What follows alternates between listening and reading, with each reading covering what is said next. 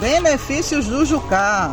Essa sementinha aqui, ó, natural da floresta amazônica, que também temos na Paraíba. E aqui no nosso quintal, né, marido? Temos essa árvorezinha, ó.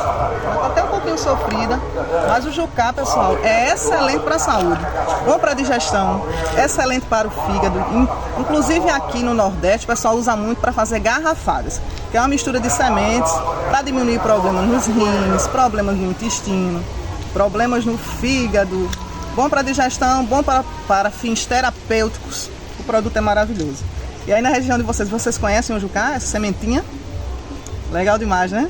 E aqui já tá nascendo, né, marido? Um pezinho, ó. Vou mostrar aqui.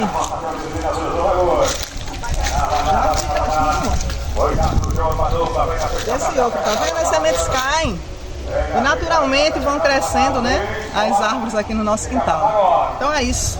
Os benefícios do jucá.